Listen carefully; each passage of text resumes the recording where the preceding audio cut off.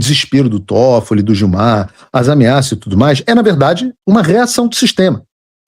A gente nunca teve a impressão de que eles só apanhariam, enfrentariam a pressão mais forte desde 2019 e ia ficar por isso mesmo. Não, é óbvio que eles estão se movimentando e derrubar a CPI do crime organizado não foi o único passo deles nessa direção. Antes de dizer qual foi o outro passo, eu preciso fazer uma recapitulação. Porque o próximo passo tem tudo a ver com as nossas eleições de 2022 e 2026, que era o assunto sobre o qual eu estava falando. E eu falo com todas as letras, talvez seja um dos únicos no Brasil que fala com todas as letras, aliás, até porque eu não estou no Brasil, que fala com todas as letras que as eleições de 2022 foram eleições roubadas. Roubadas, eleições de 2022 foram roubadas, eu digo isso de forma... Quem quiser, de novo, manda me prender, manda fazer o que você quiser comigo, que você já tentou outras vezes. E claro, tem essa questão das maquininhas, que permanecem sob suspeitas, e agora suspeitas embasadas pela inteligência artificial, né? Que não conseguiram explicar essa inconsistência. Mas a gente tem também, por exemplo, só para citar alguns exemplos, o escândalo do Radiolão, que nunca foi esclarecido, por exemplo.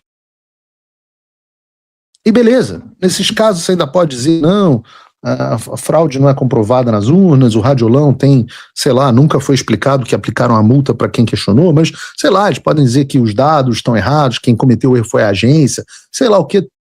Beleza, dá para discutir isso. Agora, algo indiscutível é o tamanho da influência exercida por atores alheios ao eleitor. E aqui, por exemplo, eu posso falar da interferência americana, do dinheiro da USAID, da condução, e principalmente da condução absolutamente parcial, não isonômica, do Poder Judiciário das eleições, especificamente na figura do Alexandre de Moraes, então presidente do TSE, e dos seus ministros, como o Benedito Gonçalves, agentes como José Levi e outros. Essas são pessoas que, por sinal, se encontram neste momento sancionadas pelos Estados Unidos e sem visto até hoje. O Alexandre teve os efeitos da Lei Magnitsky levantados, mas visto para os Estados Unidos ele não tira mais, ele continua com o 3C, né, a cassação de vistos dele continua valendo. Tanto que ele não tem culhão, nunca mais veio para os Estados Unidos.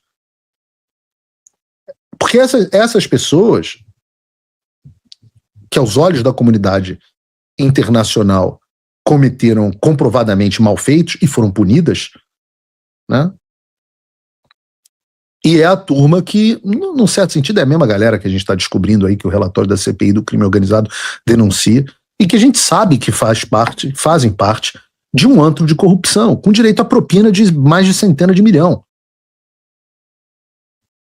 Mas eu quero ser específico e relembrar algumas das decisões que essas pessoas tomaram. Por exemplo, em 2022, eu me lembro que eu vivi isso. E essas decisões afetaram diretamente a capacidade do Bolsonaro de denunciar os seus opositores. Vejam, direto do túnel do tempo. Ainda antes do segundo turno, em 18 de julho de 22, o Alexandre de Moraes determinou a remoção imediata de conteúdos que ligavam Lula e o PT ao PCC e ao caso do Celso Daniel, classificando essas acusações como sem prova. Em outubro de 2022, o TSE, por 4 votos a 3, impediu que um documentário do Brasil Paralelo sobre quem matou Jair Bolsonaro fosse ao ar. Em 15 de outubro de 2022, a Carminha suspendeu uma propaganda do Bolsonaro que dizia que o Lula defendia ampliar a lei do aborto e proibiu a nova divulgação do material sob fundamentos de que a peça continha desinformação ofensiva à honra e à imagem do Lula. Depois, em uma decisão envolvendo o post do Eduardo Bolsonaro, a Carmen Lúcia mandou retirar as publicações que diziam que o Lula e o PT apoiam invasões a igrejas e perseguição de cristãos, com base em peças que usavam manchetes sobre o Daniel Ortega, e a repressão da Nicarágua. Em outro caso, o TSE registrou também e mandou retirar conteúdos que diziam que o Lula apoiaria a ditadura na Nicarágua e os atos do Ortega. Inclusive as postagens que chamavam Ortega de amigo e aliado do Lula, que todo mundo sabia que era. Em 21 de outubro de 2022, o ministro Paulo de Tarso Sanseverino suspendeu uma propaganda de TV da campanha do Bolsonaro em que se dizia que o PT preferiu fazer o metrô na Venezuela, em que o Bolsonaro perguntava se Ortega era amigo do Lula, citando ainda a repressão a padres, freiras e meios católicos na Nicarágua. Em 24 de outubro de 2022, o Alexandre de Moraes proibiu uma propaganda do Bolsonaro que vinculava o Lula ao tráfico, à criminalidade, especialmente a partir das imagens da visita do Lula ao Complexo do Alemão com o boné do CPX. E eu podia aqui passar o dia inteiro citando o caso em que o TSE impediu o Bolsonaro de falar verdades sobre o Lula. Não o Bolsonaro apenas. Nós, na Jovem Pan, operávamos na base de censura. Nós não poderíamos chamar o Lula de descondenado. Nós não poderíamos fazer essas ligações, essas mesmas ligações que estão aí.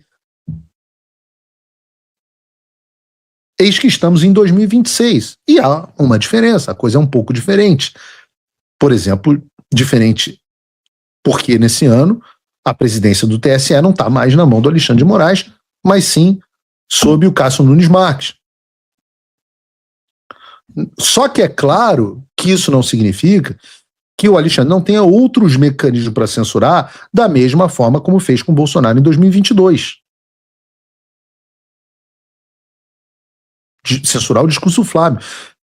E vejam, por exemplo, essa notícia de ontem. Moraes manda a PF investigar Flávio Bolsonaro por postagem contra o Lula.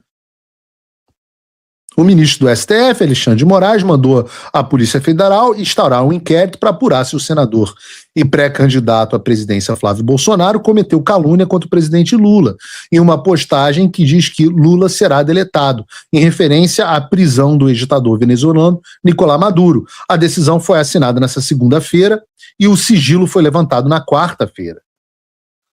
Trata-se, portanto, de publicação realizada em âmbito virtual público acessível a milhares de pessoas, por meio da qual se imputa fatos criminosos ao presidente da República, entendeu, ministro?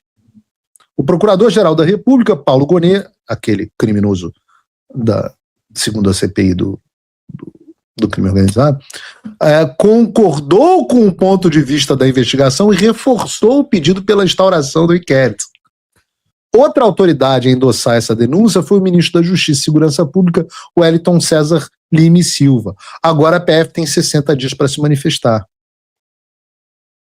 E é curioso, e não que eu creia que exista lei no Brasil, mas a maneira como isso foi feito diz muito sobre as intenções do Alexandre em fazê-lo. Bem disse o João Luiz Mauad no X que o crime de injúria, via de regra, é de ação penal privada, ou seja, a representação criminal é condicionada à vontade da vítima, e mesmo que se admitisse que o Ministério Público pudesse fazer isso de ofício pelo fato do Lula ser um servidor público, ainda assim não existe nenhuma razão para essa ação ser distribuída diretamente para o Alexandre, sem passar por sorteio.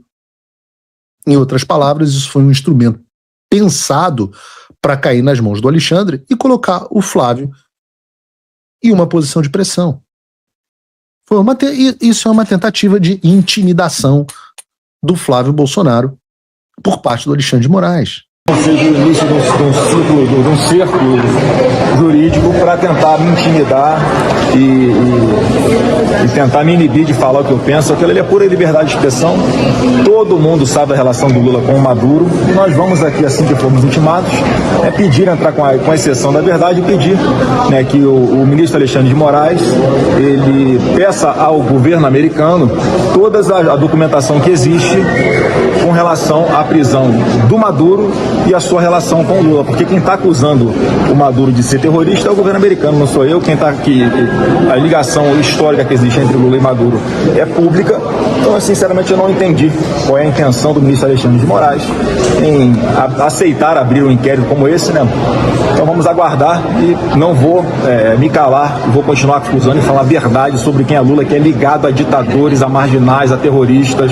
É isso que ele cultivou, é isso que ele pratica com todo o seu posicionamento, né? Sentado na cadeira de presidente da República, ao invés de colocar o interesse do povo brasileiro em primeiro lugar, ele continua priorizando as suas preferências ideológicas que acabam trazendo prejuízo para o povo brasileiro.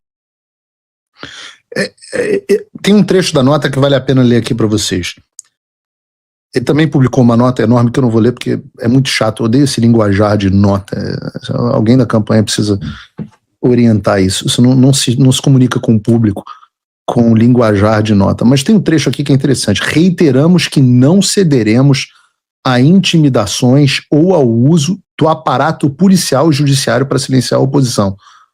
O governo Lula deve explicações sobre suas relações com a ditadura venezuelana e nenhuma pressão impedirá nosso dever constitucional de fiscalizar e defender as liberdades fundamentais dos brasileiros. E isso é muito interessante, né? Porque o que é que disse o Flávio no post dele? O original, o que deu origem a essa história. Vê se coloca pra gente aí, por favor, Gabriel. Isso. Lula será deletado. É o fim do Foro de São Paulo. Tráfico internacional de drogas e armas, lavagem de dinheiro, suporte a terroristas e ditaduras, eleições fraudadas. A única afirmação que ele fez foi de que o Lula seria delatado. Não deletado, delatado. Sobre a pressão do Maduro, ele afirmou que aquele seria o fim. Sobre a prisão do Maduro, ele afirmou que aquilo ia ser o fim do Foro de São Paulo, que reconhecidamente se envolve com o tráfico internacional de drogas e armas. Reconhecidamente. Afinal, não era só o Maduro, também as Farc faziam parte do Foro de São Paulo. E o Lula. Lavagem de dinheiro, suporte a terrorista, ditadura, eleição fraudada, tudo isso é verdade. Então, quando o Flávio fala alguma coisa sobre o Foro de São Paulo e a ligação dele com esses crimes, e automaticamente o Lula pensa que aquilo é sobre ele, eu acho que isso diz mais sobre o Lula do que sobre o Flávio. Né? Ele estava se referindo ao Maduro. Mas eu entendo que o Lula tenha achado que era sobre ele. Né? Afinal, as ligações do Lula com o Maduro são evidentes. A gente sabe, por exemplo, que o Maduro financiou as campanhas do Lula e do PT. E a gente sabe porque os marqueteiros do PT admitiram, disseram que receberam. A gente sabe que também que o inverso também era verdade, que o dinheiro roubado do PT do Brasil ia para a Venezuela. Financiava campanha na Venezuela e uma parte vinha para o Brasil, a gente sabe disso.